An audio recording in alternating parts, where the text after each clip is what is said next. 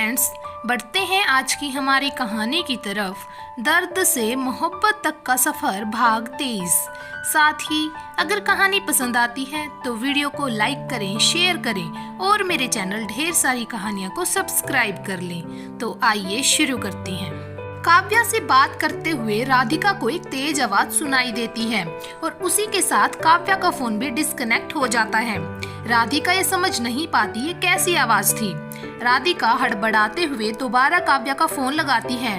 काव्या के फोन में रिंग जा रही थी पर काव्या फोन नहीं उठा रही थी। राधिका लगातार काव्या को फोन कर रही थी पर काव्या अभी भी फोन नहीं उठा रही थी। राधिका को इस तरह बार बार फोन करते हुए देख विनोद राधिका से बोलता है, क्या हुआ राधिका? काव्या से तो तुम्हारी बात हो गई है ना, तो इतना हड़बड़ी में किसे फोन कर रही हो? राधिका घबराते हुए कहती है, हाँ विनोद, बात तो हो गई थी पर बात करते करते मुझे कुछ आवाज सुनाई दी और तभी काव्या का फोन भी डिस्कनेक्ट हो गया और अब मैं फोन कर रही हूँ तो वो मेरा फोन नहीं उठा रही है। राधिका लगातार काव्या को फोन करते हुए कहती है पर तभी काव्या फोन उठा लेती है।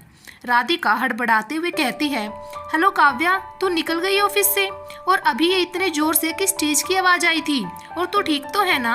राधिका एक सांस में सब कुछ बोले जा रही थी पर सामने से काव्या ने नहीं बल्कि किसी और ने फोन उठाया था। हेलो मैडम, मैं काव्या मैडम के ऑफिस का सिक्योरिटी गार्ड बोल रहा हूँ। मैडम, काव्या मैडम को किसी ने गोली मार दी और उनको अभी अभी सिटी हॉस्पिटल लेकर गए हैं। ये सुनते ही राधिका के हाथ से फोन नीचे गिर जाता है और उसकी आंखों से आंसू बहने लगते हैं। राधिका की आंखों के आगे अंधेरा छा जाता है। वो नीचे गिरने ही वाली होती है कि उसे विनोद संभालते हुए कहता है, क्या हुआ राधिका? बात हुई तुम्हारी काव्या से और तुम रो क्यों रही हो? सब ठीक है ना? काव्या ठीक है ना? राधिका विनोद के गले लगकर रोते हुए कहती है, विनोद, काव्या को किसी ने गोली मार दी, वो भी सिटी हॉस्पिटल में है। विनोद राधिका को संभालते हुए कहता है, राधिका संभालो खुद को, कुछ नहीं होगा काव्या को, हम अभी सिटी हॉस्पिटल चलते हैं। विनोद राधिका को बहुत मुश्किल से संभालता है और दोनों सिटी हॉस्पिटल के लिए निकल जाते हैं। सिटी हॉस्पिटल पहुंचते ही विनोद काव्या के बारे में रिसेप्शन पर पूछता है तो वो बताते हैं कि उनको तो ओटी में लेकर गए हैं।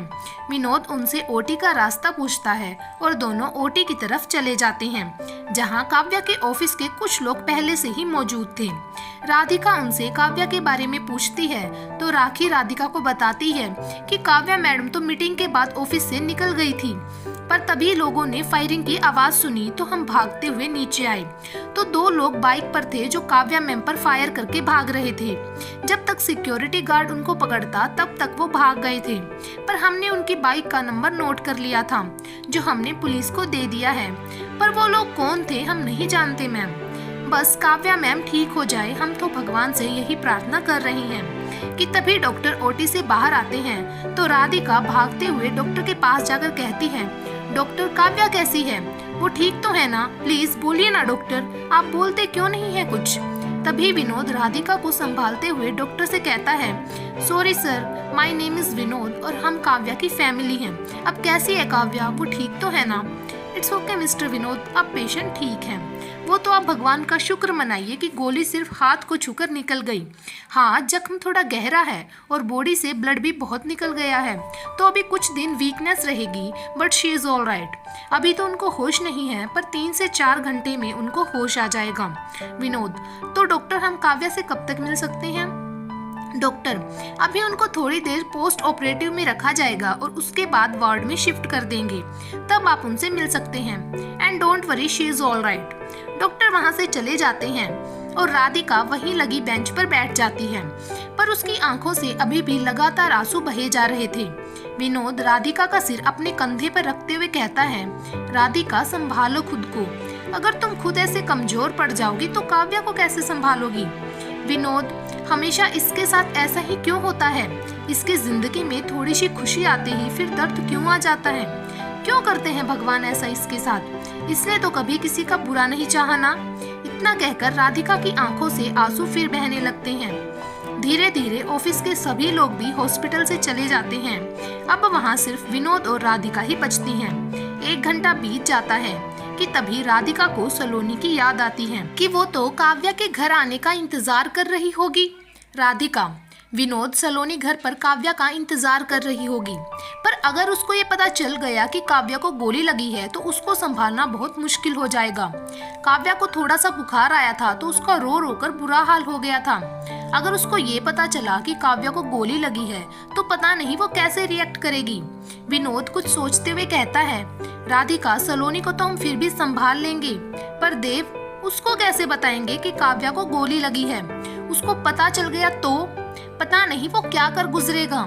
मैं देव को कैसे भूल गई, पर विनोद देव को बताएगा कौन? मेरे अंदर तो इतनी हिम्मत नहीं है कि मैं उसको कुछ भी बता सकूं। विनोद राधिका का हाथ पकड़ते हुए कहता है, पर बताना तो पड़ेगा ना राधिका, तुम कॉल करो देव को, और अगर हमारे साथ देव रहेगा तो सलोनी को संभालना भी हमारे लिए थोड़ा आसान हो जाएगा।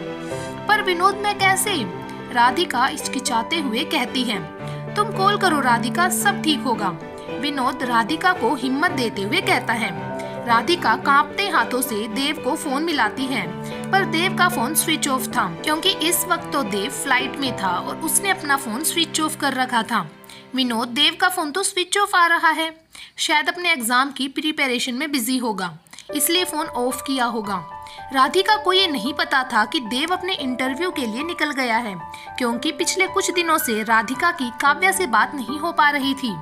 राधिका अपनी माँ से मिलने मोहित के घर आई हुई थी कि तभी विनोद को अपने काम की वजह से मुंबई आना पड़ता है, तो राधिका भी उसके साथ काव्या को सरप्राइज देने मुंबई आ जाती है। पर उसको क्या पता था कि यहाँ आकर उसको इतना बड़ा झटका मिलने वाला है। विनोद कुछ सोचते हुए कहता है, तो तुम सरिता आंटी का फोन ट्राई करके देखो, उन लोगों को बताना भी तो जरूरी है। हाँ, तुम ठीक कह रहे हो विनोद, मैं सरिता आंटी को फोन करती हूँ और वो देव को भी बता देंगी, क्योंकि मुझ में इतनी हिम्मत नहीं है कि मैं देव को कुछ भी बता सकूं। मुझे तो देव की भी चिंता हो रही है, पता नहीं काव्या को इस हालत में देखकर वो खुद को कैसे संभाल पाएगा। राधिका सरिता जी को फोन लगाती है। नमस्ते आंटी, मैं राधिका बोल रही हूँ। अरे राधिका, खुश रहो बेटा, और कैसी हो तुम? सॉरी, हम तुम्हारी शादी में नहीं आ पाए, पर अब तुमको हमारे यहाँ खाने पर आना होगा। बिल्कुल आंटी, पर अभी मैंने आपको कुछ और बताने के लिए फोन किया है। राधिका बहुत धीमे से बोलती है। क्या हुआ राधिका, सब कुछ ठीक है ना? नहीं आंटी, कुछ भी ठीक नहीं है। आंटी, आज काव्या को किसी ने गोली मार दी और वो अभी हॉस्पिटल में है। ये सुनते ही सरिता जी की आंखों से आंसू बहने लगते हैं और वो वहीं सोफे पर बैठ जाती है और घबराते हुए कहती है, ये तुम क्या कह रही हो राधिका, और तुम तो बेंगलोर में हो, तो तुमको ये सब कैसे पता? तुमको कोई गलतफहमी हुई होगी। काव्या को कोई गोली क्यों मारेगा? नहीं आंटी, मैं बेंगलोर नहीं बल्कि मुंबई में हूँ। राधिका सुबह से अभी तक की सारी बात सरिता जी को बता देती है। आंटी, मैं और विनोद अभी सिटी हॉस्पिटल में ही हैं, पर क्या आप सलोनी को कुछ भी करके आज अपने यहाँ बुला सकती हैं? क्योंकि अगर वो काव्या को इस हालत में देखेगी तो सह नहीं पाएगी। कल जब काव्या को होश आ जाएगा तो हम खुद उसको सब कुछ बता देंगे, और आंटी आप देव को भी बता दीजिएगा। हम अभी हॉस्पिटल पहुँचते हैं राधिका, मैं सलोनी को कैसे भी करके यहाँ बुला लूंगी, पर देव तो यहाँ नहीं है, और जब उसको ये पता चलेगा तो पता नहीं वो खुद को कैसे संभालेगा। पर हम अभी हॉस्पिटल पहुँचते हैं। सरिता जी फोन रखती है और महेश जी को और विक्की को जाकर काव्या को गोली लगने की बात बताती है। दोनों ये सुनकर चौंक जाते हैं। सरिता जी विक्की को काव्या के घर के लिए भेजती है कि वो किसी भी तरह सलोनी को बिना कुछ बताए यहाँ लेकर आ जाए, और सरिता जी और महेश जी हॉस्पिटल के लिए निकल जाते हैं। काव्या को वार्ड में शिफ्ट कर दिया गया था, पर अभी उसको होश नहीं आया था। थोड़ी देर में नर्स उनको आकर कहती है कि आप लोग पेशेंट को देख सकते हैं।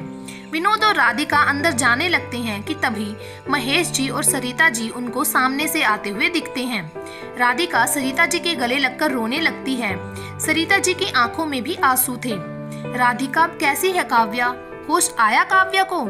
जख्म गहरा है आंटी, तो डॉक्टर ने कहा है भरने में थोड़ा समय लगेगा, पर अभी थोड़े होश में हैं। हम मिलने ही जा रहे थे काव्या से, तब तक आप लोग भी आ गए।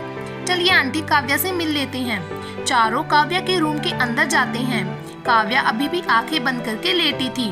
काव्या को ड्रिप लगी हुई थी, नाक में ऑक्सीजन लगा हुआ था, पूरे हाथ में पट्टियां लिपटी हुई थी। चेहरा भी बहुत मुरझाया हुआ था, जैसे कई दिनों से खाना ही नहीं खाया हो।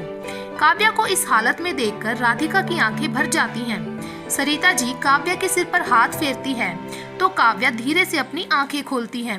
सरिता जी की आंखों में आंसू थे और वो भर्राए गले से बोलती हैं, कैसी हो काव्या? बहुत दर्द हो रहा होगा ना बेटा? काव्या हल्का सा मुस्कुराते हुए धीरे से कहती है, नहीं माँ, अब आपने सिर पर हाथ रख दिया है ना, अब दर्द कम हो गया। पर उसके चेहरे से पता चल रहा था कि वो कितनी तकलीफ में है। हाँ, बहुत ठीक है ना तू? तुझे यहाँ सरप्राइज देने आई थी पर तूने तो मुझे ही सरप्राइज कर दिया, यहाँ हॉस्पिटल में बुलाकर। तुझको पता है मुझको हॉस्पिटल आना बिल्कुल पसंद नहीं है, पर तुझे तो मुझे परेशान करने में बहुत मजा आता है ना? राधिका रोते हुए कहती हैं, हाँ, जैसे ये तो मेरा फेवरेट प्लेस है ना, मेरा मन किया कि घूम कर आती हूँ, इसलिए तुझे भी यहीं बुला लिया। काव्या धीरे से कहती है। देव का प्लेन लखनऊ एयरपोर्ट पर लैंड कर जाता है, पर देव को कुछ अजीब सा महसूस हो रहा था, जैसे कुछ बहुत बुरा हुआ हो। देव को घबराहट महसूस हो रही थी। देव एयरपोर्ट से बाहर निकलकर अपना फोन ऑन करता है और काव्या को फोन लगाता है, पर काव्या फोन नहीं उठाती। फिर देव सरिता जी को फोन करता है। सरिता जी काव्या के पास ही बैठी हुई थी। वो अपना फोन देखती हैं तो देव का फोन था। महेश जी, देव का फोन है, शायद लखनऊ पहुंच गया होगा, क्या करूं? उसको काव्या के बारे में बता दूं? महेश जी से पहले काव्या बोल पड़ती है, नहीं माँ, प्लीज आप देव को कुछ मत बताना, मैं ठीक हूँ, और अगर उनको कुछ भी पता चल गया तो देव अपना इंटरव्यू छोड़कर आ जाएंगे। उन्होंने बहुत मेहनत की है माँ, प्लीज आप उनको मेरे बारे में बताकर उनकी मेहनत जाया मत कीजिए। प्लीज माँ, अगर आप मुझे सच में अपनी बेटी मानती हैं तो आप देव को कुछ भी नहीं बताएंगी। कैसे बात कर रही हो काव्या? मैं तुमको सिर्फ अपनी बेटी मानती नहीं हूँ, बल्कि तुम मेरी बेटी हो। ठीक है, अगर तुम नहीं चाहती तो मैं देव को कुछ नहीं बताऊंगी। अब तो सरिता जी चाहकर भी देव को कुछ नहीं बता सकती थी। वो एक गहरी सांस लेती हैं और देव का फोन उठा लेती हैं। हाँ देव, तू पहुंच गया लखनऊ? हाँ माँ, बस अभी अभी पहुंचा हूँ। माँ, घर पर सब ठीक है ना? हाँ बेटा, घर पर सब ठीक है। और माँ, आपके काव्या से कोई बात हुई क्या? मैं उसका फोन लगा रहा हूँ पर मेरा फोन नहीं उठा रही है। देव थोड़ा परेशान होते हुए कहता है। सरिता जी काव्या की तरफ देखती हैं, जो उनको अपना सिर ना में हिलाकर देव को कुछ भी ना बताने को कह रही थी। काव्या तो थोड़ी देर पहले ही तुम्हारे पापा के साथ एक मीटिंग के लिए निकली है, शायद रास्ते में होगी, इसीलिए फोन नहीं उठा रही होगी। और तो अपना ध्यान रखना और अच्छे से इंटरव्यू देना, क्योंकि इससे ज्यादा झूठ वो नहीं बोल सकती थी। हाँ माँ, मैं ध्यान रखूंगा अपना। अच्छा माँ, मैं फोन रखता हूँ, मेरी कैब आ गई है। ठीक है बेटा, बाय। देव अपना सामान कैब में रखकर बैठ जाता है और फिर अपने फोन में काव्या की फोटो देखते हुए कहता है, आप मेरी कोई बात नहीं मानती रानी साहिबा? मेरा मना करने के बावजूद आप आज मीटिंग के लिए चली गई। आपको काम के अलावा कुछ नहीं दिखता ना? पर अब आपकी एक नहीं चलेगी। बस एक बार ये इंटरव्यू देकर आ जाऊं, फिर बताता हूँ मैं आपको कि मैं कितना स्ट्रिक्ट हस्बैंड हूँ। देव के चेहरे पर एक मुस्कुराहट थी। फिर वो अपना फोन सीने से लगाकर अपनी पॉकेट में रख लेता है। वहीं आज रतन सिंह बहुत खुश था। वो अपनी कुर्सी पर बैठा कुछ सोचते हुए मुस्कुरा रहा था कि तभी एक शख्स दंदनाते हुए रतन सिंह के घर में घुसता है और रतन सिंह का गला दबाकर उस पर चीखते हुए कहता है, तेरी हिम्मत कैसे हुई काव्या पर गोली चलाने की? तूने काव्या को तकलीफ पहुंचाई, आज मैं तेरी जान ले लूंगा, जिंदा नहीं छोड़ूंगा तुझे मैं। तेरी इतनी हिम्मत हो गई कि तूने काव्या को चोट पहुंचाई? तुझे अपनी जिंदगी से प्यार नहीं है क्या बूढ़े? वो शख्स गुस्से से बुरी तरह कांप रहा था। आंखें ऐसी जैसे शरीर का सारा खून मानो आंखों में ही आ गया हो। रतन सिंह तो उसकी गिरफ्त में बिल्कुल मेमने की तरह कांप रहा था। तब तक रतन सिंह के आदमी आकर उसको रतन सिंह के दूर करने की कोशिश करते हैं, पर उसकी पकड़ इतनी मजबूत थी कि उससे निकलना बहुत मुश्किल था। पर बहुत कोशिशों के बाद उस शख्स के चंगुल से रतन सिंह को छुड़ा ही लेते हैं। उस शख्स की गिरफ्त से छूटते ही रतन सिंह जमीन पर गिर जाता है और अपना गला सहलाते हुए जोर जोर से खांसने लगता है। फिर पानी पीकर उस शख्स पर चिल्लाते हुए कहता है, पागल हो गया है क्या? और मैंने किसी को गोली नहीं मारी। और मैं तुझे पगला दिखता हूँ क्या, जो उसको गोली मारकर मैं खुद के सिर पर खून का इल्जाम लूंगा? और वो भी तब जब मुझे जो चाहिए वो मुझे उसके ही जरिए मिल रहा है। तो खुद सोच, मैं उसको मारकर अपने ही पैर पर कुल्हाड़ी क्यों मारूंगा? पर तुझे ये सब कैसे पता? तू तो जेल में था ना? तू जेल से बाहर कब आया? आकाश, वो शख्स और कोई नहीं बल्कि आकाश ही था। आकाश के चेहरे पर एक कुटिल मुस्कान आ जाती है और वो रतन सिंह के आदमियों का हाथ झटकते हुए रतन सिंह की कुर्सी पर अपने पैर पर पैर रखकर बैठते हुए कहता है, तुझे क्या लगा रतन सिंह, तू मेरी बेल नहीं करवाएगा तो मैं जेल से बाहर आ ही नहीं पाऊंगा? नहीं नहीं बेटा, ऐसा नहीं है, मैं तो अपनी पूरी कोशिश कर रहा था। पर उस देव ने तुझ पर इतना तगड़ा केस किया था कि तेरी बेल होना बहुत मुश्किल थी। पर तेरी बेल कैसे हुई बेटा?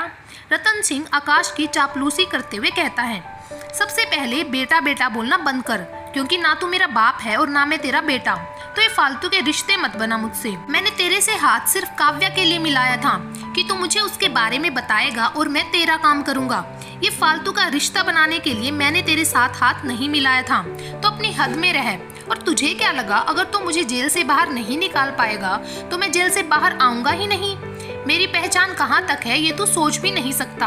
और मैं तो बहुत पहले ही जेल से बाहर आ गया था, बस तुम सबके सामने नहीं आया था। तो मेरा काम अब हो जाएगा ना? रतन सिंह खुश होते हुए कहता है, तूने कुछ किया है नहीं और तुझे अपना काम पूरा चाहिए। चल फिर भी जैसे ही काव्या मेरे पास आ जाएगी वो प्रॉपर्टी के पेपर तुझे मिल जाएंगे। पर काव्या को पाने से पहले मुझे उस देव से अपना हिसाब किताब पूरा करना है। आकाश अपने दांत पीसते हुए कहता है, तो कुछ सोचा है कि अब हमें आगे क्या करना है? हमें नहीं, सिर्फ मुझे। अब तक मैं काव्या को देव से अलग अलग कर रहा था, पर अब मैं काव्या को देव से अलग नहीं करूंगा, बल्कि देव खुद काव्या को छोड़ देगा। फिर सिर्फ मैं और काव्या होंगे और कोई नहीं। कहते हुए आकाश के चेहरे पर एक कुटिल मुस्कान आ जाती है। अच्छा, मैं चलता हूँ, क्योंकि सबसे पहले मुझे ये पता लगाना है कि काव्या पर गोली किसने चलवाई थी। और अगर इसमें कहीं भी तेरा नाम आया ना रतन सिंह, तो तू सोच भी नहीं सकता मैं तेरे साथ क्या करूँगा। आकाश वहाँ से चला जाता है और रतन सिंह दोबारा अपनी कुर्सी पर आंख बंद करके बैठ जाता है कि तभी रघु रतन सिंह से बोलता है, मालिक आपसे एक बात पूछूं? ये कल का आया लड़का आपको इतना सुनाकर चला गया और फिर भी आपने इसे ऐसे ही जाने दिया। आपके खिलाफ अगर कोई आवाज भी उठा दे तो आप उसकी जबान तक खींच लेते हैं, पर इसने तो सीधा आपके गिरेबान पर हाथ डाल दिया, फिर भी इसे आपने जाने दिया।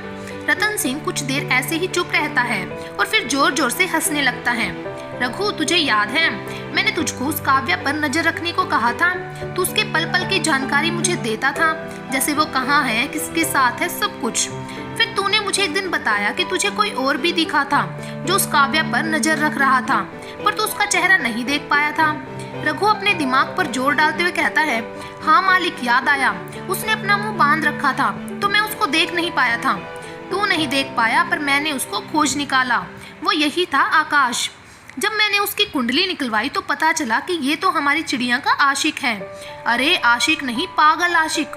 इसकी आंखों में मैंने उस काव्या को पाने के लिए पागलपन देखा था और तभी मैंने इसको अपना मोहरा बना लिया, क्योंकि इस देव को काव्या से अलग करने के लिए मुझको इसके जैसे की ही जरूरत थी।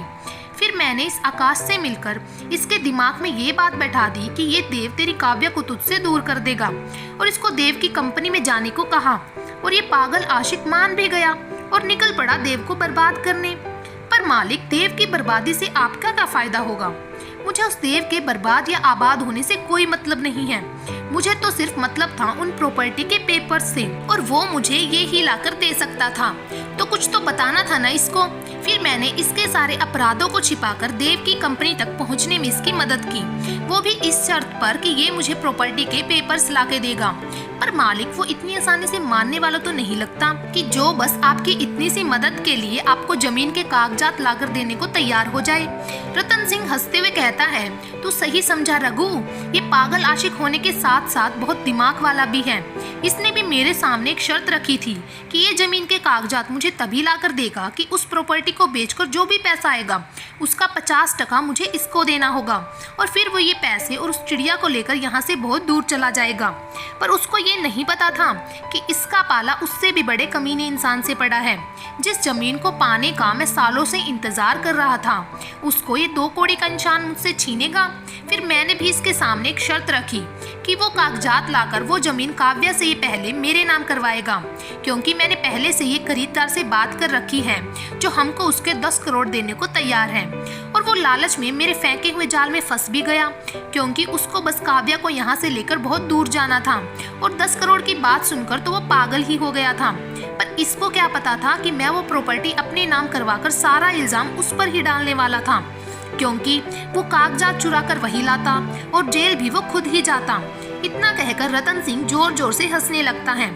पर उस देव ने मेरा सारा प्लान खराब कर दिया और इस आकाश को जेल भेज दिया, और इसी गुस्से में मैंने उस काव्या पर गोली चलवा दी। पर अच्छा हुआ कि वो चिड़िया बच गई। अगर उसको कुछ हो जाता तो मेरा उस प्रॉपर्टी को पाने का सपना सपना ही रह जाता। पर बेचारी को वो दर्द पहले ही सहना पड़ गया जो मैं उसको बाद में देना चाहता था। कहकर रतन सिंह के चेहरे पर एक कुटिल मुस्कान आ जाती है। क्या आपने काव्या को मारना चाहा बाबूजी? मतलब वो गोली आपने चलवाई थी काव्या पर? मोहन रतन सिंह के पास आते हुए कहता है। रतन सिंह मोहन को वहां देखकर चौंक जाता है और मोहन को समझाने की कोशिश करता है, पर मोहन उसकी कोई भी बात नहीं सुनते हुए कहता है, हमको तो सिर्फ वो प्रॉपर्टी चाहिए थी ना बाबूजी, और आपने तो कहा था इसके लिए हम कोई खून खराबा नहीं करेंगे, तो फिर आपने ऐसा क्यों किया बाबूजी? क्यों चलवाई आपने गोली? क्यों? बोलिए ना, क्यों क्यों? हाँ, चलवाई मैंने गोली उस काव्या पर, क्योंकि मैं उसको जान से मार देना चाहता हूँ, क्योंकि उसके बाप ने मुझसे मेरी जमीन ही नहीं बल्कि तेरी माँ और तेरी बहन भी छीनी है। रतन सिंह जोर जोर से चिल्लाते हुए कहता है और फिर अपनी कुर्सी पर बैठ जाता है। ये सुनते ही मोहन चौंक जाता है और रतन के पास आकर उसका हाथ पकड़कर कहता है, ये आप क्या कह रही हैं? मुझे कुछ समझ नहीं आ रहा है। माँ को तो हार्ट अटैक हुआ था ना, तो उन्होंने कैसे छीना मेरी माँ को? और मेरी तो कोई बहन नहीं है। नहीं बेटा, तेरी एक बहन भी थी जिसको उस काव्या के बाप ने मुझसे दूर कर दिया। तेरी माँ मर गई ये भी मैंने तुझसे झूठ बोला था। तेरी माँ मरी नहीं है बल्कि जिंदा है। रतन सिंह आंखों में आंसू लाते हुए कहता है। क्या? मोहन चौंकते हुए कहता है, मेरी माँ जिंदा है और मेरी एक बहन भी है। तो माँ कहाँ है बाबूजी? और अगर माँ जिंदा है तो आपने मुझे ये क्यों कहा कि वो मर गई है और वो हमारे साथ क्यों नहीं रहती? इन सब का जिम्मेदार मेरा छोटा भाई और उस काव्या का बाप है। तेरी माँ से शादी के 2 साल बाद हमारे घर तू पैदा हुआ। तेरे आने से हमारे घर में खुशियाँ आ गई थी। तेरी माँ और मैं एक साथ बहुत खुश थे। तेरे होने के 3 साल बाद तेरी माँ ने एक बहुत प्यारी सी गुड़िया को जन्म दिया। उसके कुछ दिन बाद मेरा छोटा भाई हमारे यहाँ आया और मुझसे वो जमीन मांगने लगा जिसको वो काव्या अपना बताती है, पर वो जमीन तेरे दादाजी ने तेरे लिए दी थी और मैं तेरा कोई भी हक तुझसे छीनना नहीं चाहता था। जब मैंने उसकी बात नहीं मानी तो वो तेरी माँ को मेरे बारे में भड़काने लगा। फिर मेरे और तेरी माँ के बीच झगड़े होने लगे और ये झगड़े इतने बढ़ गए कि बात तलाक तक पहुँच गई। मैंने उसको बहुत समझाया पर उसने मेरी एक ना सुनी और तुझे मेरे पास अकेला छोड़कर तेरी बहन को यहाँ से लेकर बहुत दूर चली गई और फिर उसने कभी दोबारा हमारी तरफ मुड़कर भी नहीं देखा। मैं तेरे दिल में तेरी माँ के लिए नफरत नहीं भरना चाहता था, इसीलिए मैंने तुझे यही बताया कि तेरी माँ हार्ट अटैक से मर गई। तेरी माँ को तुझसे छीनकर उसने मुझसे तेरे दादाजी का आशीर्वाद, तेरी वो जमीन भी हमसे छीन ली। उसने पता नहीं तेरी दादी को कौन सी पट्टी पढ़ाई कि उन्होंने वो जमीन उसको दे दी और हमसे हमारा सब कुछ छीन लिया। फिर रतन सिंह घड़ियाली आंसू बहाने लगता है। मोहन की आंखों में आंसू थे। वो रतन सिंह को गले लगाते हुए कहता है, बाबूजी आप इतना सब कुछ अकेले सहते रहे पर कभी मुझसे मेरी माँ के बारे में कुछ बुरा नहीं कहा, बल्कि उन्होंने आपके साथ इतना गलत किया, किसी बाहर वाले की बातों में आकर आपको और मुझे अकेला छोड़कर चली गई। वो मेरी माँ हो ही नहीं सकती और आपने अच्छा ही किया जो मुझे पहले से यही बताया कि मेरी माँ मर गई। फिर मोहन खड़ा हो जाता है और गुस्से से अपनी मुट्ठी भींचते हुए कहता है, उस काव्या के बाप ने हमारा पूरा परिवार तबाह कर दिया ना, अब उसकी सजा उसकी बेटी भुगतेगी। जिस तरह उसके बाप ने हमसे हमारे अपनों को दूर किया है ना, उसी तरह अब जो भी उस काव्या का अपना होगा वो उससे दूर हो जाएगा। जैसे मैं अपनी माँ के प्यार के लिए तरसा हूँ वैसे ही वो भी अपनों के लिए तरसेगी, ना जी पाएगी ना मर पाएगी। अगर मैंने उसकी ऐसी हालत नहीं कर दी तो मैं मोहन रतन सिंह नहीं। कहकर मोहन दांत पीसते हुए अंदर चला जाता है। रतन सिंह अपनी कुर्सी पर सिर झुकाए बैठा था कि तभी रघु उसके पास आते हुए कहता है, पर मालिक मालकिन तो। इतना सुनते ही रतन सिंह रघु का गला कसकर पकड़ लेता है और उसे पीछे दीवार पर चिपकाकर दांत पीसते हुए कहता है, अगर तूने अपने मुंह से एक और शब्द निकाला ना तो अभी यहाँ तेरी लाश पड़ी होगी। फिर रतन सिंह रघु का गला छोड़ देता है और अंदर चला जाता है। वहीं विक्की सलोनी को ये झूठ बोलकर कि आज काव्या की कोई इम्पोर्टेंट मीटिंग है जिसके लिए वो पापा के साथ बाहर गई हुई है और मुझे तुमको अपने घर ले जाने को कहा है क्योंकि वहाँ से वो आज नहीं आ पाएगी, कहकर अपने घर ले आता है। सलोनी पहले नहीं मानती है क्योंकि काव्या पहले कभी पूरे दिन के लिए किसी मीटिंग के लिए वो भी सलोनी को बिना बताए नहीं गई थी, पर विक्की के बहुत कन्विंस करने के बाद सलोनी मान जाती है और विक्की के साथ चलने को तैयार हो जाती है। वहीं रात को काव्या के पास राधिका रुकती है और महेश जी और सरिता जी को घर जाने के लिए कहती है क्योंकि सलोनी भी उनके घर पहुंच चुकी होगी और अगर वो उनको वहां नहीं दिखेगी तो विक्की से सवाल जवाब करेगी, तो विक्की भी उसके सवालों के जवाब नहीं दे पाएगा। सरिता जी और महेश जी को राधिका की बात सही लगती है। सरिता जी एक बार काव्या के सिर पर हाथ फेरती हैं और राधिका से काव्या का ध्यान रखने का बोलकर अपने घर के लिए निकल जाती हैं। काव्या गहरी नींद में थी। राधिका ठीक उसके सामने बैठकर काव्या को देखते हुए कुछ सोच रही थी। उसके साथ विनोद भी आज हॉस्पिटल में ही रुका था। राधिका को काव्या को इतने ध्यान से देखता पाकर विनोद उससे पूछता है, क्या हुआ राधिका, ऐसे क्या देख रही हो काव्या को? अब ठीक है वो, और डॉक्टर्स कह रहे हैं 2 से 3 दिन में हम काव्या को घर भी ले जा सकते हैं। राधिका काव्या को ही देखते हुए कहते हैं, विनोद अभी मैं काव्या के नहीं बल्कि देव के बारे में सोच रही हूँ। इसने देव से झूठ तो बुलवा दिया, पर जब देव को सच पता चलेगा तो पता नहीं वो क्या करेगा। मैंने सिर्फ काव्या के थोड़े से बुखार की बात देव को नहीं बताई थी तो उसने ऐसे रिएक्ट किया था, मुझे आज भी याद है। पर आज तो काव्या को गोली लगी है। अब जब उसको ये पता चलेगा तो पता नहीं वो क्या करेगा। और मुझे तो ये समझ नहीं आ रहा है कि काव्या पर गोली चलाई किसने। तुम सही कह रही हो राधिका, देव की तो मुझे भी फिक्र हो रही है, क्योंकि जिससे आप बहुत प्यार करते हो उसके दर्द में देखना बहुत मुश्किल होता है। पर अभी देव से पहले सलोनी को काव्या के बारे में बताना है। उसके बारे में तुमने कुछ सोचा है? हाँ विनोद, सलोनी को लेने देव के घर में खुद जाऊंगी, क्योंकि वो तो खुद इसका एक हिस्सा है और अगर उसको तकलीफ होगी तो ये परेशान होगी, और इसको अभी हमें हर तरह की परेशानियों से दूर रखना होगा। राधिका काव्या को देखते हुए कहती है, तुम ठीक कह रही हो राधिका, कल सुबह तुम खुद जाकर उसको सब बताना। सलोनी को तो तुम संभाल लोगी, पर देव? विनोद एक गहरी सांस लेते हुए कहता है। राधिका काव्या को देखती है जो बहुत गहरी नींद में सो रही थी।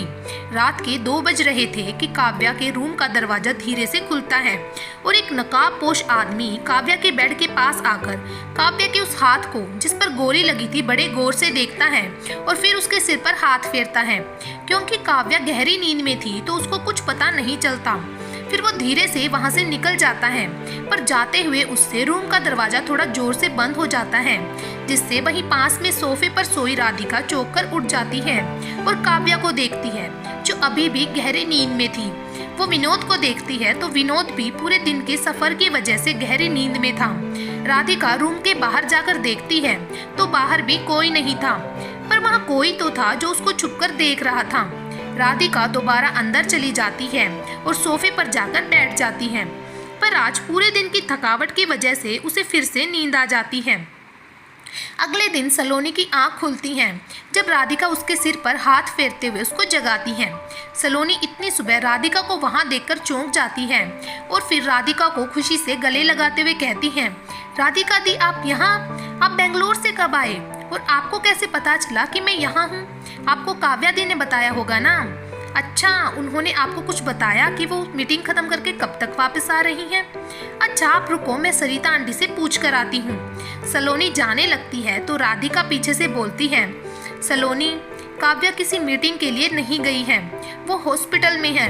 ये सुनते ही सलोनी के कदम जहाँ थे वहीं थम जाते हैं। वो जल्दी से राधिका के पास आकर कहती है, दी आप ये सब क्या कह रहे हो? दी हॉस्पिटल में है? नहीं राधिका दी, काव्या दी मीटिंग के लिए गई हैं। उन्होंने खुद मुझे विक्की को यहाँ लाने के लिए भेजा था। वो तो महेश अंकल के साथ गई हैं, आप खुद जाकर देख लो। महेश अंकल नीचे नहीं हैं, वो भी गए हैं दी के साथ। नहीं सलोनी, महेश अंकल नीचे ही हैं और हमने तुझसे झूठ बोला था क्योंकि कल किसी ने काव्या को उसके ऑफिस के बाहर गोली मार दी। राधिका अपने चेहरे पर बिना कोई भाव लाए बोलती है। ये सुनते ही सलोनी का मुंह खुला का खुला रह जाता है और उसकी आंखों से आंसू गिरने लगते हैं और वो चिल्लाते हुए कहती है, आप झूठ क्यों बोल रहे हो राधिका दी? मेरी दी बिल्कुल ठीक है, उनको कुछ नहीं हुआ है। वो मीटिंग के लिए गई है और आप देखना वो अभी आती ही होंगी, तब मैं उनसे आपकी शिकायत करूंगी कि आप झूठे हो। आपसे कभी बात ना करें, मैं भी कभी आपसे बात नहीं करूंगी। सलोनी पागलों की तरह बोली जा रही थी और उसकी आंखों से आंसू बहे जा रहे थे। सलोनी के चिल्लाने से सरिता जी और विक्की भी उसी रूम में आ जाते हैं जहां राधिका और सलोनी थे। राधिका सलोनी के कंधे को झंझोड़ते हुए कहती है, मैं झूठ नहीं बोल रही हूँ सलोनी, मैं झूठ नहीं बोल रही हूँ। काव्या हॉस्पिटल में है और उसको गोली लगी है। हमने रात को तुझे नहीं बताया क्योंकि तू उसको उस हाल में नहीं देख पाती। कहते हुए राधिका रोने लगती है। सलोनी राधिका के गले लगकर रोते हुए कहती है, दी मुझे काव्या दी के पास जाना है, मुझे अभी काव्या दी के पास जाना है। प्लीज दी, तभी सरिता जी सलोनी के सिर पर हाथ फेरते हुए कहती हैं। सलोनी को इस तरह देखकर उनकी भी आंखें भीगी हुई थी। सलोनी बेटा, हमें माफ कर देना, हम सबको कल तुमसे झूठ बोलना पड़ा, हम तुमसे कुछ छुपाना नहीं चाहते थे। बस सरिता जिससे आगे कुछ कहती उससे पहले ही सलोनी उनके गले लगकर फूट फूट कर रोने लगती है। आंटी, मेरी दी ठीक तो हो जाएगी ना? मेरी दी को कुछ होगा तो नहीं ना? मेरा उनके अलावा कोई नहीं है। माँ पापा तो हमें छोड़कर पहले ही चले गए, अब बस मेरी दी ही है जो मेरे लिए सब कुछ है। मैं उनको खोना नहीं चाहती आंटी। सरिता जी सलोनी को गले लगाते हुए कहती हैं, हमारी काव्या बिल्कुल ठीक है सलोनी, वो बिल्कुल ठीक है, और देखना तुमको देख लेगी तो वो और भी जल्दी ठीक हो जाएगी। पर अगर तुम काव्या के सामने ऐसे रोती हो जाओगी तो सोचो उसको कितना बुरा लगेगा। उसकी तबीयत ठीक होने की जगह और खराब हो जाएगी। और किसने कहा कि काव्या के अलावा तुम्हारा कोई नहीं है? हम सब भी तो तुम्हारे ही हैं। और अगर आज के बाद ऐसा कहा ना कि तुम्हारा कोई नहीं है तो मेरे हाथ का थप्पड़ खाओगी। सलोनी हल्का सा मुस्कुरा देती है और फिर अपने दोनों कान पकड़कर राधिका दी के पास जाते हुए कहती है, सॉरी दी, मुझे आपके ऊपर ऐसे चिल्लाना नहीं चाहिए था। सॉरी दी, मैं तेरी कंडीशन समझ सकती हूँ राधिका, और मुझे तेरी किसी भी बात का बुरा नहीं लगा। और तू जल्दी से नहा ले, हम फिर हॉस्पिटल के लिए निकलते हैं। सुबह से काव्या 50 बार तेरे बारे में पूछ चुकी है और उसके सामने बिल्कुल भी नहीं रोना है, समझी? क्योंकि अभी वो खुद बहुत दर्द में है और हमें रोकर उसको और दर्द नहीं पहुंचाना है। समझ रही है ना मैं क्या कह रही हूँ? राधिका सलोनी का गाल सहलाते हुए कहती है। सलोनी अपनी भीगी पलकों के साथ हाँ में सिर हिला देती है। सलोनी जल्दी से नहाकर और सरिता जी का काव्या के लिए दिया हुआ नाश्ता लेकर हॉस्पिटल के लिए निकल जाती है। दोनों हॉस्पिटल पहुंच जाती हैं। सलोनी खुद को संभालते हुए काव्या के रूम में जाती है, जहां काव्या बहुत देर से दोनों का इंतजार कर रही थी। सलोनी कमरे में घुसते ही काव्या के गले लग जाती है और उसकी आंखों से आंसू बहने लगते हैं। पर सलोनी खुद को संभालते हुए अपने आंसुओं को पोंछकर रूंधे हुए गले से कहती है, दी आप ठीक तो हो ना? आपको दर्द तो नहीं हो रहा है ना? काव्या अपने आंसू पोंछते हुए कहती है, जब आंसू छुपाने नहीं आते तो छुपाती क्यों हैं? और मैं बिल्कुल ठीक हूँ, और अब तू आ गई है ना तो अब दर्द भी ठीक है। सलोनी काव्या के फिर से गले लग जाती है कि तभी राधिका बीच में बोलते हुए कहती है, अगर दोनों बहनों का मिलना पूरा हो गया हो तो सरिता आंटी के हाथ का ये टेस्टी नाश्ता कर लें। मुझे तो बहुत भूख लगी है, मैं तो खाना शुरू कर रही हूँ। अगर तुम दोनों खाना नहीं चाहते तो तुम्हारी इच्छा, मैं तो ये खाऊंगी। इसको तो देखकर ही मेरे मुंह में पानी आ रहा है। राधिका की बात सुनकर काव्या और सलोनी हंसने लगती हैं, क्योंकि विनोद उनके आते ही अपने घर के लिए निकल गया था। थोड़ी देर बाद सरिता जी और विक्की भी हॉस्पिटल आ जाते हैं और राधिका को थोड़ी देर घर जाकर आराम करने को कहते हैं। पर राधिका काव्या को छोड़कर घर जाने के लिए मना कर देती है, लेकिन काव्या के समझाने पर कि वो अब ठीक है और उसके साथ माँ भी है, तो राधिका घर जाने को मान जाती है, वो भी इस शर्त पर कि रात को काव्या के पास वही रुकेगी। काव्या उसकी बात मान लेती है तो राधिका हॉस्पिटल से घर के लिए निकल जाती है। काव्या को 3 दिन बाद हॉस्पिटल में डिस्चार्ज मिल गया था। सरिता जी काव्या को अपने साथ चलने को कहती हैं, पर काव्या अपने घर ही जाना चाहती थी, तो काव्या की जिद के कारण उसको उसके घर ही लाना पड़ता है। काव्या अपने घर आ जाती है। राधिका और सलोनी काव्या का बहुत ध्यान रख रहे थे। हर शाम सरिता जी भी काव्या के पास आती थी। इसी बीच सलोनी के फाइनल एग्जाम की डेट शीट भी आ गई थी, लेकिन काव्या का ध्यान रखने की वजह से सलोनी अपनी पढ़ाई पर बिल्कुल ध्यान नहीं दे रही थी, जिससे काव्या की चिंता बढ़ती जा रही थी, क्योंकि अगर सलोनी ने अच्छे से एग्जाम नहीं दिया तो इसका पूरा असर उसकी परसेंटेज पर पड़ेगा, और अगर सलोनी की परसेंटेज कम आती तो उसको स्कॉलरशिप नहीं मिलती और सलोनी को यूएस भेजना बहुत मुश्किल हो जाता। इसीलिए काव्या सलोनी को सरिता जी के साथ भेजने का फैसला लेती हैं, क्योंकि वहाँ विक्की भी था जो उसकी पढ़ाई में मदद कर सकता था। पर सलोनी काव्या को छोड़कर जाने को तैयार नहीं थी, पर सबके बहुत समझाने के बाद सलोनी मान जाती है और सरिता जी के साथ चली जाती है। धीरे धीरे दिन बीत रहे थे। देव का इंटरव्यू भी बहुत अच्छे से हो गया था। अब बस इंतजार था देव के वापस आने का, और अब तो काव्या को भी चिंता सताने लगेगी कि जब देव को ये सब पता लगेगा तो वो कैसे रिएक्ट करेगा। पर समय को कोई नहीं रोक सकता, और वो दिन भी आ जाता है जब देव वापस मुंबई पहुंच जाता है। देव 1 हफ्ते में आने वाला था, पर कुछ कारणों से देव को वहां 10 दिन का समय लग जाता है। विक्की सलोनी को स्कूल छोड़ने गया हुआ था और सरिता जी महेश जी को नाश्ता परोस रही थी कि तभी देव घर पहुंच जाता है। सरिता जी और महेश जी देव को देखकर खुश हो जाते हैं। देव सबसे पहले आकर दोनों के पैर छूता है और फिर सरिता जी को गले लगाते हुए कहता है, कैसे हो माँ? मैं तो ठीक हूँ, तू बता तेरा इंटरव्यू कैसा हुआ? जब माँ का आशीर्वाद बेटे के सर पर हो तो कुछ खराब हो सकता है क्या? मेरा इंटरव्यू बहुत अच्छा हुआ माँ, देव खुश होते हुए कहता है। फिर देव महेश जी के गले लगते हुए कहता है, पापा आप कैसे हैं? पापा आपको पता है वहाँ एक सर थे जो मेरा इंटरव्यू ले रहे थे। उनको देखकर ऐसा लग रहा था कि जैसे सुमित अंकल मेरे सामने बैठे हैं और खुद मेरा इंटरव्यू ले रहे हैं। आप उनको देखते तो आपको भी अपनी आंखों पर भरोसा नहीं होता। महेश जी देव के सिर पर हाथ रखते हुए कहती हैं, मेरा सुमित तो मेरे सामने खड़ा है, तो मुझे किसी और में उसको ढूंढने की जरूरत नहीं है। अब तू जाकर आराम कर, इतने लंबे सफर से आया है, बातें तो हम बाद में भी कर लेंगे। सरिता जी, हाँ देव तू जाकर पहले फ्रेश हो जा, मैं तेरे लिए तेरे कमरे में ही चाय भिजवा देती हूँ। हाँ माँ, थक तो मैं बहुत गया हूँ, मैं फ्रेश हो जाता हूँ तो बेटर फील करूँगा। देव सीढ़ियों से अपने रूम की तरफ जाने लगता है कि तभी वो पीछे मुड़कर सरिता जी से पूछता है, माँ आपकी काव्या से कोई बात हुई क्या? मैं कल से उसका फोन ट्राई कर रहा हूँ, उसका फोन नॉट रीचेबल बता रहा है। काव्या, हाँ नहीं, वो कल नहीं परसों बात हुई थी मेरी काव्या से, सरिता जी हकलाते हुए कहती हैं। देव सरिता जी के पास आकर कहता है, माँ क्या बात है, आप हकला रहे हो? मतलब आप मुझसे कुछ छुपा रहे हो? कुछ हुआ है क्या माँ? सरिता जी देव का हाथ अपने हाथ में लेकर कहती है, देव मैं तुझे अभी जो बताने वाली हूँ वो सुनकर तू खुद को शांत रखने की कोशिश करेगा, खुद को संभालने की कोशिश करेगा। पहले तू मुझे ये वादा कर। माँ अब मुझे बहुत घबराहट हो रही है, आप प्लीज साफ साफ बताओ ना क्या बात है। देव धीरे से बोलता है क्योंकि किसी अनहोनी के डर से उसका दिल जोरों से धड़क रहा था। देव जिस दिन तू यहाँ से लखनऊ के लिए निकला था उस दिन काव्या पर किसी ने गोली चला दी थी। ये सुनते ही देव लड़खड़ा जाता है, पर फिर खुद को संभालते हुए भर्राए गले से बहुत मुश्किल से बोल पाता है, माँ काव्या कैसी है? अब ठीक है, अपने घर है। काव्या ने ही मुझे तुझे बताने से मना किया था, क्योंकि अगर तुझको ये पता चलता तो तू अपना इंटरव्यू छोड़कर वापस आ जाता। और काव्या ये देव सरिता जी की पूरी बात सुने बिना ही गाड़ी की चाबी उठाता है और बाहर की तरफ भागता है। सरिता जी देव को आवाज लगाते हुए बाहर तक आती हैं, पर तब तक देव गाड़ी लेकर वहां से निकल चुका था। देव जितना तेज हो सके उतनी तेज गाड़ी चला रहा था। उसकी आंखों से लगातार आंसू बहे जा रहे थे। वहीं विनोद को किसी काम से राधिका को काव्या को छोड़कर बाहर जाना पड़ रहा था, तो वो काव्या को स्ट्रिक्ट इंस्ट्रक्शंस देते हुए कहती हैं, काव्या मैंने तेरी सारी ज़रूरत का सामान यहाँ रख दिया है, अपनी दवा टाइम पर ले लेना और पानी भी यहीं रखा है। मेरे जाने के बाद सिर्फ आराम करना, और अगर इस रूम से बाहर निकली ना तो मुझसे बुरा कोई नहीं होगा। काव्या मासूम सी शक्ल बनाते हुए कहती है, क्या यार मैं इस कमरे में रह के थक चुकी हूँ, मुझे थोड़ा तो बाहर जाने दे।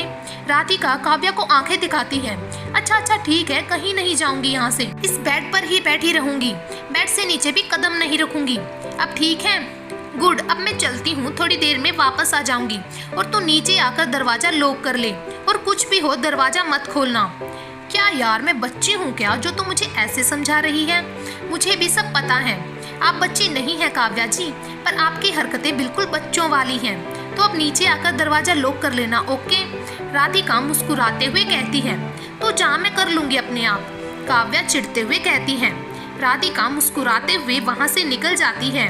थोड़ी देर में काव्या दरवाजे को लॉक करने नीचे आती है तो काव्या की नज़र सामने टेबल पर रखे कॉफी के डब्बे पर पड़ जाती है और उसके चेहरे पर एक शरारती मुस्कुराहट आ जाती है। जब से काव्या को गोली लगी थी, राधिका काव्या को कॉफी पीने नहीं देती थी। काव्या जल्दी से किचन में जाती है और एक हाथ से कॉफ़ी बनाने का सारा सामान किचन के डेस्क पर रखने लगती है, क्योंकि एक हाथ से बार बार सामान लेना उसके लिए थोड़ा मुश्किल था। उसको सब तो मिल गया था, पर चीनी का डिब्बा नहीं मिलता।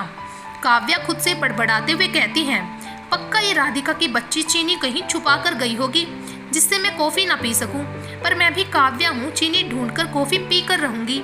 कि तभी काव्या की नज़र सामने शेल्फ पर पड़ती है और उसके चेहरे पर मुस्कुराहट आ जाती है, क्योंकि वहाँ पर चीनी का डिब्बा रखा हुआ था। वो जल्दी से उसको लेने के लिए आगे बढ़ती है, पर वो काफी ऊपर रखा था और काव्या का हाथ वहाँ नहीं पहुँच रहा था, और हाथ को ज्यादा उठाने पर उसके दूसरे हाथ पर जोर पड़ रहा था, जिससे उसके हाथ में दर्द हो रहा था कि तभी उसको अपनी बाजू पर एक कठोर हाथ महसूस होता है जो उसको अपनी तरफ खींचकर गले लगा लेता है। काव्या अचानक हुई इस हरकत से चौंक जाती है, पर फिर वो उन बाहों को पहचान लेती है क्योंकि वो देव था। देव, तुम कब आए और तुम्हारा इंटरव्यू कैसा हुआ? काव्या देव को देखकर खुश होते हुए कहती है। देव काव्या को अपनी बाहों से आजाद करता है तो काव्या देव को देखकर डर जाती है। देव की आंखों में आंसू थे और उसकी आंखें लाल थीं। देव काव्या को उसके कंधे से पकड़ते हुए गुस्से से कहता है, तुम क्या समझती हो खुद को? बहुत बहादुर हो ना तुम तो सब कुछ खुद हैंडल कर सकती हो। तो मैं क्या कर रहा हूँ तुम्हारी जिंदगी में? जब तुमको मेरी जरूरत ही नहीं है तो क्या कर रहा हूँ मैं तुम्हारी जिंदगी में?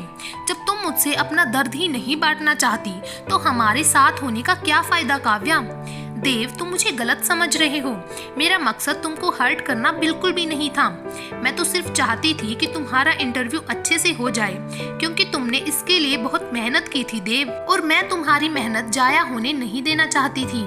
काव्या देव को समझाते हुए कहती है, पर हर्ट तो किया है ना तुमने मुझे काव्या।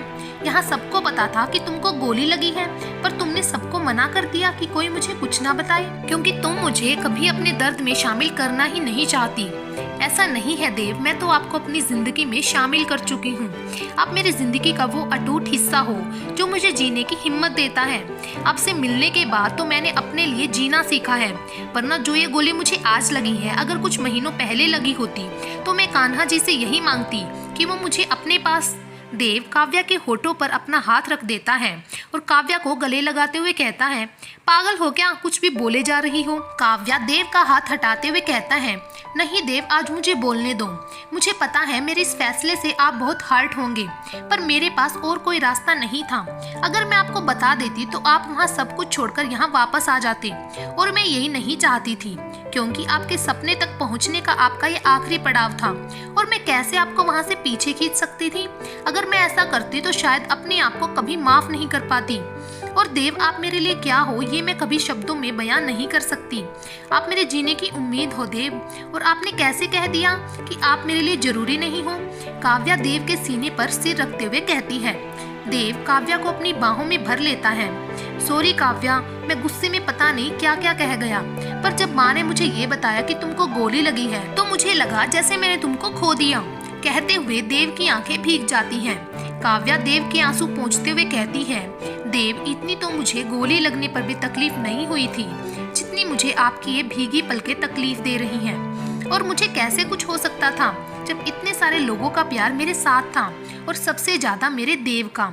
काव्या के मुंह से मेरा देव सुनकर देव के चेहरे पर मुस्कुराहट तैर जाती है। आपसे तो ज्यादा समय तक कोई गुस्सा भी नहीं रह सकता रानी साहिबा। वैसे आप एक बात बताइए, आपको इतनी लगी है, आपको आराम करना चाहिए, पर आप यहाँ किचन में क्या कर रही हैं? वो मैं तो यहाँ अपने लिए कॉफ़ी बनाने आई थी। वो राधिका मुझे कॉफ़ी ही नहीं पीने देती, इसलिए आज मैं कॉफ़ी बनाकर पीने किचन में आ गई थी। तो ये राधिका की बच्ची चीनी का डब्बा इतना ऊपर रख गई जिससे मैं कॉफ़ी ना पी सकूं। देव, प्लीज आप वो डिब्बा निकाल दो ना, मुझे कॉफ़ी पीने का बहुत तेज मन हो रहा है। प्लीज देव, काव्या मासूम सी शक्ल बनाते हुए कहती है। काव्या को ऐसी शक्ल बनाते देख देव को हंसी आ जाती है। देव काव्या के गाल खींचते हुए कहता है, आपको ऐसे देखकर कौन कहेगा रानी साहिबा कि एक इतनी स्ट्रॉन्ग लड़की के अंदर एक मासूम सी बच्ची भी है। ओके, मैं तुम्हारे लिए कॉफी बनाऊंगा, पर इस शर्त पर कि तुम बस आज ही कॉफी पियोगी। फिर जब तक तुम्हारी मेडिसिन चलेंगी तब तक तुम कॉफी को हाथ भी नहीं लगाओगी। ओके ओके, पक्का, बस आज लास्ट टाइम, प्रॉमिस। देव काव्या को ले जाकर सोफे पर बैठा देता है और खुद काव्या के लिए कॉफी बनाने लगता है। काव्या बहुत प्यार से देव को देखते हुए अपने मन में सोचती है, कान्हा जी, थैंक यू कि आपने मुझे देव से मिलवाया और उनको मेरा लाइफ पार्टनर बनाया। Thank you Kanha ji. तब तक देव काव्या और अपने लिए कॉफी बना लाता है और काव्या को देते हुए कहता है, लीजिए रानी साहिबा आपकी कॉफी। वैसे अभी आप क्या सोच रही थी यहाँ बैठकर? आपको पता चल ही गया कि मैं सोच रही थी, पर मैं आपको नहीं बताऊंगी क्योंकि ये मेरा और कान्हा जी का सीक्रेट है। काव्या मुस्कुराते हुए कहती है, और मैं आपके और आपके कान्हा जी के सीक्रेट के बीच में आऊंगा भी नहीं। देव भी मुस्कुराते हुए कहता है। फिर दोनों अपनी कॉफी पीने लगती हैं। देव देखता है कि बैठने पर काव्या को हाथ में दर्द हो रहा था, तो देव काव्या के हाथ से उसके कॉफी का कप लेकर नीचे रखते हुए कहता है, काव्या चलो तुम अपने रूम में रेस्ट करो। मैं कब से देख रहा हूँ तुमको को यहाँ सोफे पर बैठकर हाथ में दर्द हो रहा है। नहीं देव, मुझे दर्द नहीं हो रहा है, मैं ठीक हूँ। और आप बैठो ना, मुझे आपसे बहुत सारी बातें करनी है। बातें होती रहेंगी काव्या, अभी तुम्हारा रेस्ट करना जरूरी है। नहीं, मुझे यहीं बैठना है, मैं नहीं जाऊंगी रूम में। इतने दिनों से रेस्ट ही तो कर रही हूँ ना। काव्या जिद मत करो और अपने रूम में चलकर रेस्ट करो। मैं नहीं जाऊंगी। अब आप चाहे इसे मेरी जिद मानो या बचपना, पर मैं नहीं जाऊंगी। तो तुम ऐसे नहीं मानोगी, बिल्कुल नहीं। देव काव्या को देखकर मुस्कुराता है और फिर उसे अपनी गोद में उठा लेता है। अगर आप जिद्दी हैं तो मैं आपसे भी ज्यादा जिद्दी हूँ। अगर आप खुद नहीं जाओगी तो मैं आपको लेकर चलता हूँ रानी साहिबा। ये सब इतना जल्दी होता है कि काव्या समझकर जब तक कुछ कह पाती तब तक वहाँ राधिका आ जाती है और दोनों को इस तरह देखकर छेड़ते हुए कहती है, ओहो क्या बात है लव बर्ड्स, दोनों ऐसे ही रहना। कितने क्यूट लग रहे हो यार तुम दोनों ऐसे, एक पिक्चर तो बनती है। फिर राधिका दोनों की एक एक पिक क्लिक कर लेती है। काव्या गुस्सा होते हुए कहती है, क्या बचपना है राधिका, अभी डिलीट कर ये फोटो, और अगर तूने ये किसी को दिखाई ना तो मुझसे बुरा कोई नहीं होगा।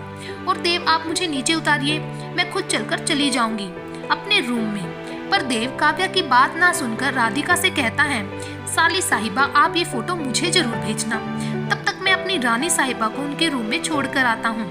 देव काव्या को गोद में उठाकर उसके रूम में ले जाता है और उन दोनों को इस तरह देखकर राधिका मुस्कुरा देती है। देव काव्या को आराम से बेड पर लिटा देता है और काव्या के माथे को चूमते हुए कहता है, तुम अब आराम करो काव्या, और कुछ भी चाहिए हो तो मुझे आवाज लगा देना, खुद नीचे मत आ जाना। काव्या कुछ नहीं कहती। अच्छा सॉरी, मैं राधिका को बोलकर वो फोटो डिलीट करवा दूंगा, ठीक है? अब खुश, अब तुम आराम करो। देव बाहर जाने लगता है तो काव्या देव को आवाज लगाते हुए कहती है, देव आपने हाथ के नीचे पिल्लो तो लगाया नहीं, बिना पिल्लो के हाथ रखने मुझे दर्द हो रहा है। देव मुस्कुराते हुए काव्या के पास आता है और दूसरी तरफ से पिल्लो उठाने लगता है तो काव्या देव के गाल पर किस कर देती है। फोटो डिलीट करवाने की कोई जरूरत नहीं है मिस्टर अकड़ू। फिर अपनी दोनों आंखें बंद करके सोने का नाटक करती है। देव अपने गाल पर हाथ रखकर मुस्कुराने लगता है और फिर काव्या के हाथ के नीचे पिल्लो लगाते हुए कहता है, आजकल बहुत शरारती हो गई आप रानी साहिबा, एक बार आप ठीक हो जाइए, फिर इस शरारत की सजा भी आपको मिलेगी, और अभी तो आपसे अपना तोहफा लेना भी बाकी है। काव्या के होठों पर मुस्कुराहट थी, पर अभी वो अपनी आंखें मीचे हुए लेटी थी। देव काव्या को ब्लैंकेट उठाकर वहाँ से नीचे चला जाता है, जहाँ राधिका बैठकर उसका इंतजार कर रही थी। थोड़ी देर उन दोनों के बीच खामोशी छाई रहती है, पर फिर राधिका उस खामोशी को तोड़ते हुए कहती है, सॉरी देव, मैं तुमको कुछ बता नहीं पाई, हम सबको काव्या ने रोक रखा था तुमको कुछ भी बताने से, सॉरी। राधिका उस दिन क्या हुआ था? देव बिल्कुल गंभीर होकर कहता है। राधिका देव को काव्या के ऑफिस से लेकर हॉस्पिटल तक की सारी बातें बता देती है। देव वो आवाज आज भी मेरे कानों में गूंजती है। अगर उस दिन काव्या को कुछ हो जाता तो? कुछ नहीं होता, काव्या को कुछ नहीं होगा, और जो होना था वो हो गया, पर अब कुछ नहीं, क्योंकि अब काव्या के साथ मैं हमेशा उसकी परछाई की तरह रहूंगा। अब अगर किसी ने मेरी काव्या को नुकसान पहुंचाने के बारे में सोचा भी तो मुझे नहीं पता मैं उसके साथ क्या कर बैठूंगा। देव गुस्से से अपनी मुट्ठी भींचते हुए कहता है। फिर देव एक गहरी सांस लेकर खुद को शांत करते हुए राधिका से कहता है, राधिका तुमको क्या लगता है कौन हो सकता है जो काव्या को मारने की कोशिश कर सकता है? मुझे खुद कुछ समझ नहीं आ रहा है देव, पर जब भी तुमको कुछ पता चले ना कि वो कौन है तो उसको ऐसी सजा दिलाना कि जो दर्द हमारी काव्या ने सहा है ना, वही दर्द उसको भी महसूस हो। मैंने देखा था देव कि काव्या कितने दर्द में थी, उसका वो दर्द से करहाना, दर्द के कारण रात भर सो ना पाना मैंने देखा है अपनी आंखों से। राधिका की आंखों में आंसू थे, देव की पलकें भी भीग जाती हैं, जैसे वो खुद भी काव्या का दर्द महसूस कर रहा हो। वो राधिका को वादा करते हुए कहता है, मैं वादा करता हूँ तुमको राधिका, जिसने भी काव्या को इतनी तकलीफ दी है ना, वो अब ज्यादा दिन तक बच नहीं पाएगा मुझसे, फिर चाहे मुझे उसे पाताल से ही क्यों ना ढूंढ कर लाना पड़े। देव की आंखें गुस्से से लाल थी। अब देव काव्या के साथ बिल्कुल उसकी परछाई की तरह रहता था। सिर्फ रात को राधिका काव्या के साथ रहती थी, वरना पूरे दिन देव काव्या को अकेले नहीं छोड़ता था। काव्या को भी देव का उसके साथ रहना एक सुरक्षा का एहसास देता था। देव काव्या का पूरा ध्यान रखता, उसको कुछ भी खुद ना करने देता। काव्या और देव एक दूसरे के बहुत करीब थे, पर इन दिनों में दोनों एक दूसरे के और भी करीब आ गए थे। समय अपनी चाल से चल रहा था कि तभी एक दिन देव को कुछ जरूरी काम से बाहर जाना पड़ रहा था। देव तो मना कर देता है, पर काव्या के जिद करने और ये कहने पर कि वो राधिका को अपने पास बुला लेगी, कहकर देव को अपना काम करके आने को कहती है। राधिका भी थोड़ी देर में काव्या के घर पहुंचने का बोल देती है, पर देव राधिका के आने तक वहीं रुकने को कहता है। पर काव्या ये कहकर कि वो अपना ध्यान रखेगी और राधिका भी अभी पहुंचती होगी, देव को जाने के लिए कहती है। देव काव्या की बात टाल नहीं पाता और अपना ध्यान रखने और राधिका के आते ही उसको फोन करने का बोलकर देव वहां से निकल जाता है। काव्या देव को बाहर तक छोड़कर दरवाजा लॉक करती है और अपने रूम में चली जाती है। थोड़ी देर में दवाई खाने की वजह से काव्या की आंख लग जाती है। कुछ देर बाद काव्या को अपने बालों में किसी की उंगलियां महसूस होती हैं। काव्या सोचती है कि देव फिर वापस आ गया। वो मुस्कुराते हुए कहती है, क्या देव आप गए नहीं ना, मैं ठीक हूँ और राधिका के आते ही आपको फोन भी कर दूंगी। पर वो जैसे ही आंख खोलती है, उसके सामने बैठे शख्स को देखते ही घबरा जाती है और झटके से अपने बेड से घबराकर उठते हुए कहती है, तुम यहाँ क्या कर रहे हो? तुम्हारी हिम्मत कैसे हुई यहाँ आने की? आकाश धीरे धीरे काव्या की ओर बढ़ते हुए बेशर्मी से कहता है, हाय, तुम्हारी ये मीठी आवाज सुनने के लिए तो मेरे कान ही तरस गए थे। अब तुमसे दूर नहीं रह पाऊंगा मेरी जान। काव्या पीछे हटते हुए कहती है, दूर रहो मुझसे आकाश, कोशिश भी मत करना मेरे पास आने की। मेरे पास आई तो जान से मार दूंगी मैं तुमको। दूर रहो मुझसे। दूर ही तो नहीं रहा जा रहा है तुमसे। जब पहली बार तुमको देखा था जान तो तभी ले ली थी तुमने। अब तो बस तुम्हारे करीब आना चाहता हूँ। जब से तुमको उस रात देखा है तब से तो तुमसे दूर रहना और भी मुश्किल हो गया है। तुम्हारे वो उड़ते बाल जब तुम्हारे चेहरे को छू रहे थे ना, तो मैं तुमको पाने के लिए पागल हो गया था। पर मेरी खराब किस्मत कि तुम जाग गई। क्या हुआ, कुछ समझ नहीं आ रहा है कि मैं किस रात की बात कर रहा हूँ? आकाश बेशर्मों की तरह हंसते हुए कहता है, नहीं याद आया? चलो मैं ही बता देता हूँ। वही रात जब तुम कौन है यहाँ करके चिल्ला रही थी, और उस दिन तुम्हारी स्कूटी खुद पंचर नहीं हुई थी बल्कि मैंने करी थी, और वहाँ जो तुमने परछाई देखी थी ना, वो भी मैं ही था। इतने दिनों से जो साया तुम्हारा पीछा कर रहा है ना, वो भी मैं ही था। और तुमको पता है, जब मुझे ये पता चला कि तुमको गोली लगी है, मैं कितना डर गया था और मैं तुमको हॉस्पिटल देखने भी आया था। देखा कितना प्यार करता हूँ मैं तुमसे, और तुम बस देव देव करती रहती हो। वो तो तुमको हॉस्पिटल देखने भी नहीं आया। आकाश पागलों की तरह बोले जा रहा था। काव्या आकाश को इस तरह देखकर डर के मारे कांप रही थी, पर आकाश पागलों की तरह बोले ही जा रहा था कि तभी काव्या मौका देखकर दरवाजे की तरफ भागती है। पर आकाश दरवाजे के दोनों तरफ हाथ रखकर खड़ा हो जाता है। क्या जान, मैं यहाँ तुमसे अपने प्यार का इजहार कर रहा हूँ और तुम हो कि मुझसे भाग रही हो? ये तो गलत है ना जान। आकाश को अपने इतना करीब देखकर काव्या का दिल डर के मारे जोर जोर से धड़क रहा था। उसका सिर चकराने लगता है और काव्या वहीं बेहोश होकर गिर जाती है। आज का भाग यहीं पर समाप्त करते हैं। बाकी की कहानी आपको मिलेगी भाग नंबर 24 में। तब तक के लिए हमसे जुड़े रहें और ऐसे ही प्यार बनाए रखें। धन्यवाद।